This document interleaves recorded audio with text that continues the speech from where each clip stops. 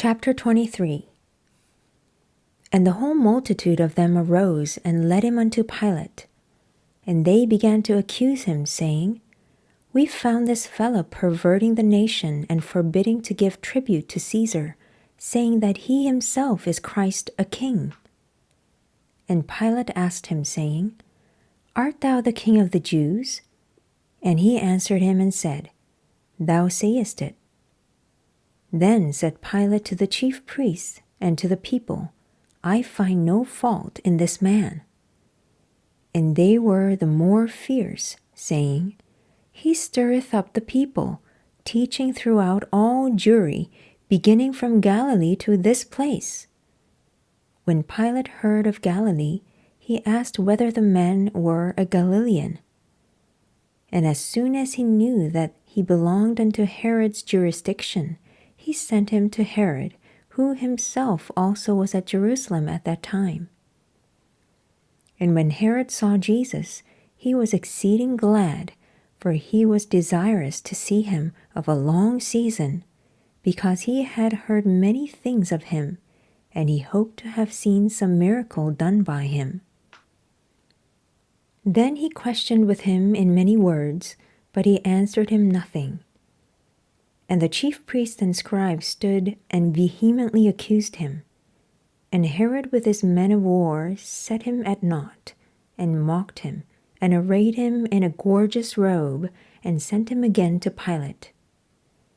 And the same day Pilate and Herod were made friends together, for before they were at enmity between themselves. And Pilate, when he had called together the chief priests and the rulers and the people, said unto them, Ye have brought this man unto me as one that perverteth the people.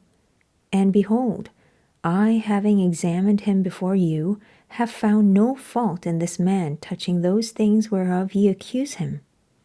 No, nor yet Herod, for I sent you to him. And lo, nothing worthy of death is done unto him. I will therefore chastise him and release him. For of necessity he must release one unto them at the feast. And they cried out all at once, saying, Away with this man, and release unto us Barabbas, who for a certain sedition made in the city and for murder was cast into prison. Pilate therefore, willing to release Jesus, spake again to them. But they cried, saying, Crucify him, crucify him. And he said unto them the third time, Why? What evil hath he done? I have found no cause of death in him. I will therefore chastise him, and let him go. And they were instant with loud voices, requiring that he might be crucified. And the voices of them and of the chief priests prevailed. And Pilate gave sentence that it should be as they required. And he released unto them him that for sedition and murder was cast into prison, whom they had desired, but he delivered Jesus to their will. And as they led him away, they laid hold upon one Simon, a Cyrenian, coming out of the country, and on him they laid the cross, that he might bear it after Jesus.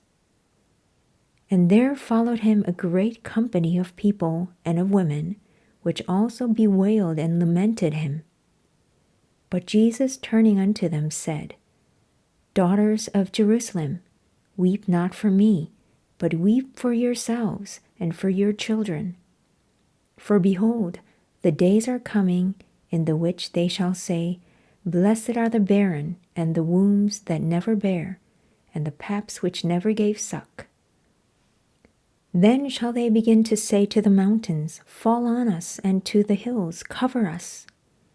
For if they do these things in a green tree, what shall be done in the dry?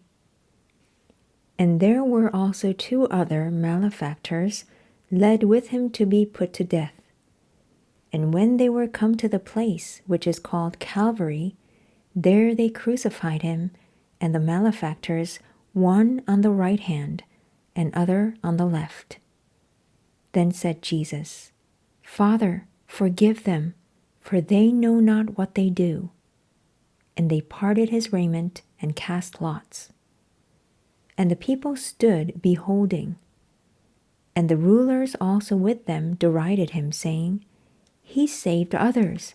Let him save himself, if he be Christ, the chosen of God. And the soldiers also mocked him, coming to him and offering him vinegar, and saying, If thou be the King of the Jews, save thyself. And a superscription also was written over him in letters of Greek and Latin and Hebrews, This is the King of the Jews. And one of the malefactors which were hanged railed on him, saying, If thou be Christ, save thyself and us.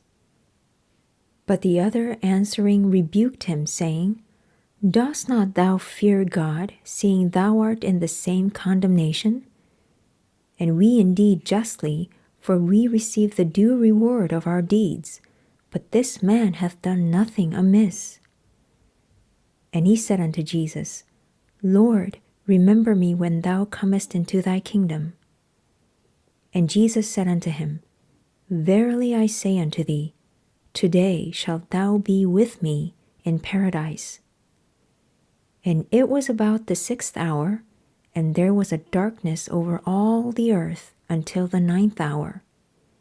And the sun was darkened, and the veil of the temple was rent in the midst. And when Jesus had cried with a loud voice, he said, Father, into thy hands I commend my spirit. And having said thus, he gave up the ghost. Now when the centurion saw what was done, he glorified God, saying, Certainly this was a righteous man. And all the people that came together to that sight, beholding the things which were done, smote their breasts and returned. And all his acquaintance and the women that followed him from Galilee stood afar off, beholding these things.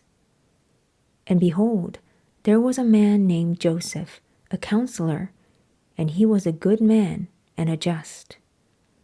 The same had not consented to the counsel and deed of them.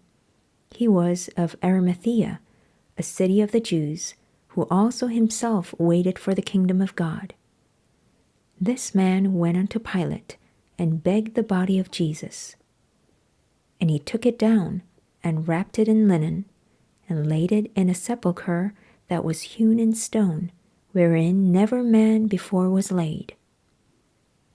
And that day was the preparation, and the Sabbath drew on. And the women also which came with him from Galilee followed after, and beheld the sepulchre, and how his body was laid. And they returned, and prepared spices and ointments, and rested the Sabbath day according to the commandment.